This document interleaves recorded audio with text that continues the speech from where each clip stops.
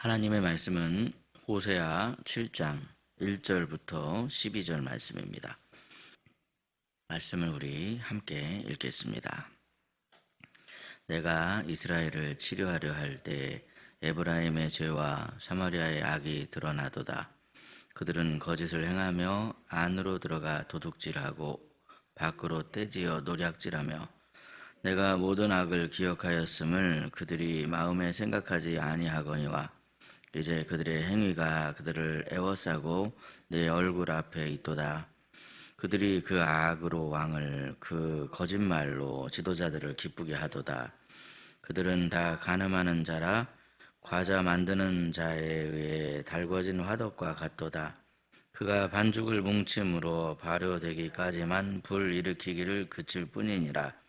우리 왕의 날에 지도자들은 술의 뜨거움으로 병이 나며 왕은 오만한 자들과 더불어 악수하는도다. 그들이 가까이 올 때에 그들의 마음은 간교하여 화덕 같으니 그들의 분노는 밤새도록 자고 아침에 피우는 불꽃 같도다.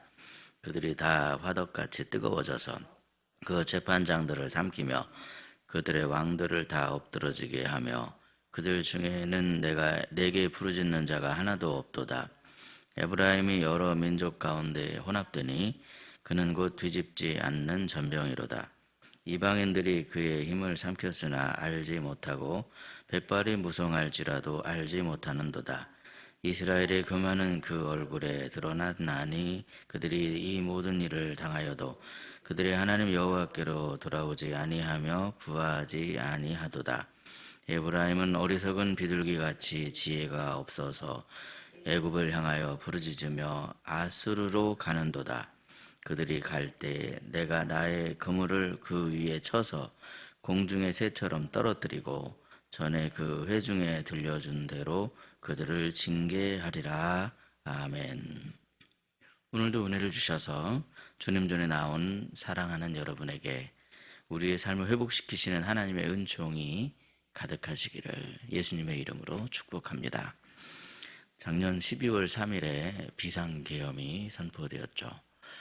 이제 그로부터 1년이 지났습니다. 1년이 지났는데도 아직도 우리 사회는 회복이 필요하구나 라고 하는 그런 생각을 하지 않을 수가 없습니다. 이럴 때일수록 믿음의 자녀들은 더 정직하게 하나님을 의지해야만 하겠죠.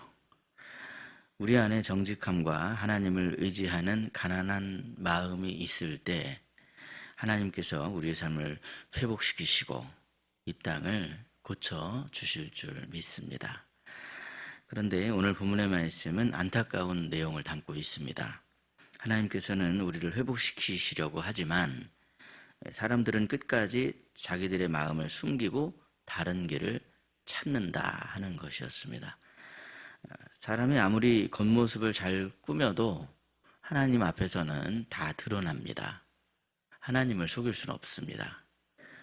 그러므로 우리가 해야 할 일은 생각해 보시면 복잡한 것이 아닙니다.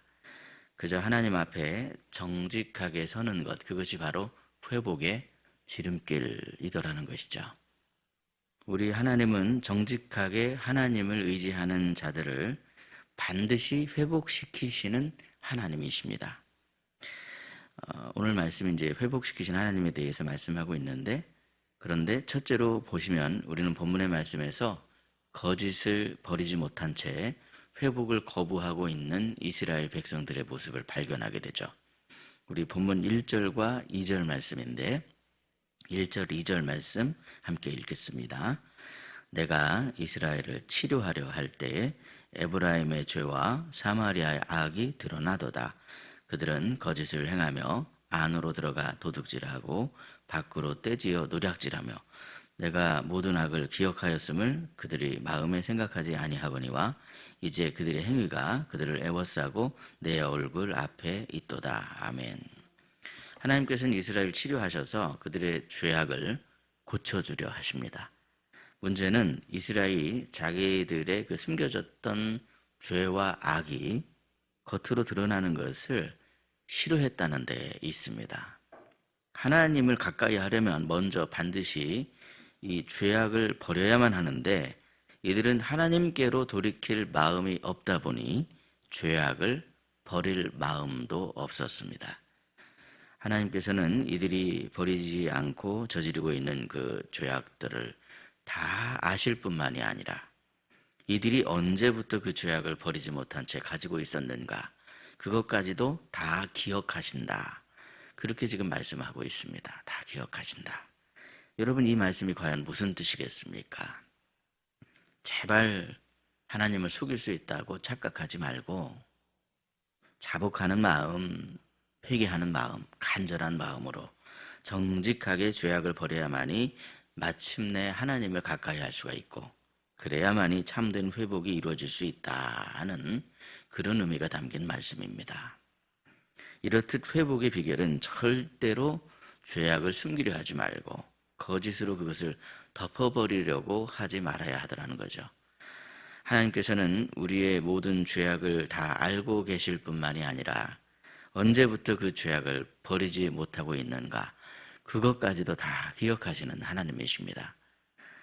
맞습니다, 여러분. 회복은 하나님이 이루십니다. 그러나 회복을 여는 그 문의 열쇠는 누가 가지고 있습니까? 바로 우리가 가지고 있다는 거죠. 우리가 하나님께 문을 열어줘야만 하더라는 겁니다. 문의 열쇠를 내가 가지고 지금 있는 상황이기 때문에 만약에 우리가 하나님께 문을 열어주지 않게 되면 그냥 하나님을 문 밖에 세워두게 되더라는 겁니다. 내가 스스로 죄로 인정하며 돌이키려고 하는가 하는 그 마음이 얼마나 중요한가를 우리가 본문의 말씀을 통해서 깨달을 수 있습니다. 이스라엘은 자꾸만 죄를 숨기려 했고 죄를 가볍게 여기려 했습니다. 죄를 무시하는 순간 사람은 회복의 길을 가기는커녕 오히려 더 깊은 수렁에 빠지게 되고 타락의 길을 갈 수밖에 없더라는 것이죠. 누구나 길을 가다 보면 넘어질 수 있습니다. 예수님을 믿는다고 해서 넘어지지 않는 게 아니죠. 길을 가다 보면 다 걸려 넘어지기 마련입니다. 넘어지는 건 그럴 수도 있습니다. 문제는 무엇입니까? 문제는 바로 넘어졌는데도 일어나려고 하지 않는 것이 바로 문제입니다. 그러므로 하나님 앞에서 정직하게 나의 허물과 약함과 부족함을 고백하며 우리 하나님을 의지하심으로 말미암아 회복의 하나님께 내 마음을 다 열어드리시는 저와 여러분이 되시기를 예수님의 이름으로 축복합니다. 다음으로 하나님께서는 본문 8절 말씀을 보시면 이스라엘을 뒤집지 않은 전병에 비유하고 있으십니다. 뒤집지 않은 전병이란 겉모습은 그럴싸해 보일지 모르지만 한쪽은 완전히 불에 싹 타 있고 반대쪽은 사실은 이렇게 들춰보면 제대로 익지 않아서 아무런 쓸모가 없는 그런 상태를 의미하고 있는 비유입니다. 그러면 이스라엘이 과연 이런 상태가 된 이유는 무엇이겠습니까? 먼저 이스라엘 백성들은요, 우상 숭배로 인해서 거룩을 잃어버렸습니다. 본문 4절을 보시면 그들은 다 가늠한 자라 과자 만드는 자에 의해 달궈진 화덕과 같도다 그랬습니다. 우리는 스스로 생각하기를 나는 하나님만 섬긴다, 그렇게 생각할 때가 있습니다. 나는 다른 신은 절대 섬기지 않고 오직 하나님만 섬긴다, 이렇게 생각할 때가 많지만 좀 더 생각을 해보시면 잘못하면 누구나가 다 우상 숭배의 위험에 노출될 수 있다는 것을 우리는 잊지 말아야 됩니다. 누구나가 노출되어 있습니다. 우상 숭배의 끝은 결국 자기 숭배로 귀결이 될 때가 많기 때문에 그렇습니다. 자기 숭배의 늪에 빠지게 되면 그게 결국은 가만히 생각해 보면 우상 숭배라는 거죠. 여러분, 왜 그게 자기 숭배로 귀결된다고 말씀드립니까? 한번 생각해 보십시오. 점치는 사람이요, 점집에 가서 점을 봅니다. 그런데 점괘가 별로 내 마음에 들지 않는 거예요. 그러면 그 사람은 어떻게 합니까? 점집을 다른 데로 옮깁니다. 자기 마음에 드는 점괘가 나올 때까지 점괘를 그냥 그렇게 얻기 위해서 신을 바꾼다는 거예요. 이렇듯 여러분, 이스라엘이 저지른 우상 숭배가 바로 이런 모습이었습니다. 이들은 하나님의 뜻은 안중에도 없었습니다. 겉으로는 내가 하나님의 뜻에 따른다라고 그렇게 말하고 있으면서도 내 기분, 내 생각, 내 뜻이 훨씬 더 중요하다 보니 마치 과자 만드는 화덕에 반죽을 휙휙 뒤집어 대면서 과자를 만들어 먹듯이 그렇게 마음을 휙휙 바꿔대는 그런 모습이었더라는 겁니다. 그런데 그처럼 금방 바뀌고 흔들리는 정체성으로는 절대로 하나님의 뜻을 따를 수가 없더라는 것이죠. 하나님의 뜻을 따르기 위해서는 아무리 힘들어도, 아무리 환경적으로 막 나를 어렵게 만드는 그러한 요소들이 있어도, 어떤 환경에서도 내가 거짓말하지 않고 내가 하나님만을 의지하겠습니다 하는 그런 결단이 필요한 거 아니겠습니까? 그런데 좀 어려움이 오면 금방 화덕에 반죽 뒤집듯이 휙 뒤집는 그런 정체성을 가지게 되면 하나님의 뜻을 따르고 싶어도 따를 수가 없더라는 사실입니다. 예수님께서는 너희의 인내로 너희의 영혼을 얻으리라 그렇게 말씀하셨습니다. 너희의 인내로 너희의 영혼을 얻는다. 무슨 말씀입니까? 우리의 신앙생활하는 데 있어서 정체성을 분명하게 지키기 위해서 중요한 것이 인내라는 겁니다. 그러므로 신앙의 중심에 하나님이 아닌 나를 중심에 두려고 하는 그런 유혹에서 벗어나셔서 항상 하나님을 우리의 신앙 중심에 두심으로 말미암아 인내로 신앙의 길을 바르게 걸어가시는 저와 여러분이 되시기를 예수님의 이름으로 축복합니다. 셋째로 이스라엘은 하나님이 아닌 헛된 것을 의지하고 있었습니다. 본문 11절 말씀에 보면 그것이 얼마나 헛된 것인가를 말씀하는데요. 우리 11절 말씀 함께 읽겠습니다. 에브라임은 어리석은 비둘기같이 지혜가 없어서 애굽을 향하여 부르짖으며 아수르로 가는도다. 아멘.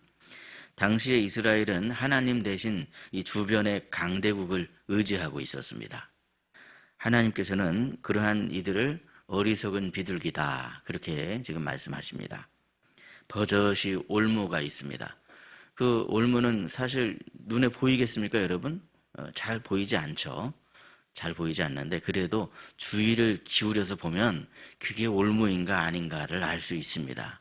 그런데도 이 비둘기는 먹이만 보느라고, 눈앞에 있는 먹이만 보느라고 올무를 못 보고 달러드는 바람에 결국에는 이 올무에 걸려 죽고 마는 그런 안타까운 모습이더라는 것이죠. 생각해 보면 이상합니다, 여러분. 애굽이나 아수르나 이 나라들은 하나님을 섬기는 나라가 아닙니다. 열심히 우상숭배하는 나라들입니다. 그런데 이런 나라들인데 왜 이스라엘이 이런 나라들을 의지하려고 했을까요? 그것은 뭐 복잡한 이유가 아니죠. 겉으로 보기에 강해 보였기 때문에. 눈으로 볼 때는 애굽이나 이 아수르나 얼마나 강해 보입니까? 강해 보여서 그렇게 그 사람들을, 그 나라를 의지하려고 했더라는 겁니다. 그러나 여러분, 하나님께서 애굽이나 아수르가 지금 의로웠기 때문에 그들을 심판하지 않고 그냥 내버려 두셨던 것이 아닙니다. 하나님께서는 이스라엘을 부르실 때 거룩한 제사장의 나라로 부르셨습니다. 그렇게 제사장의 나라로 부르셨고 열방 나라들에게 회개의 기회를 주며 마침내 이 열방 나라들이 이스라엘을 통해서 몇몇이라도 그래도 하나님께로 돌아오게 하기 위해서 그 목적을 가지고 하나님께서 이스라엘을 부르셨고 그 목적으로 애굽이나 아수르나 의롭지 않은데도 불구하고 그래도 참고 기다리며 인내하셨다라는 사실입니다. 바로 이것이 하나님의 뜻인데 오히려 거꾸로 이스라엘은 애굽이나 아수르를 의지하며 그들의 우상들을 막 그렇게 열심히 받아들이며 그들에게 기울어졌더라는 것이죠. 그러니 여러분, 그것이 얼마나 안타까운 모습입니까? 그들을 하나님께로 돌이키기는커녕 하나님과 멀어지게 만드는 죄악의 올무에 걸려버릴 수밖에 없더라는 거죠.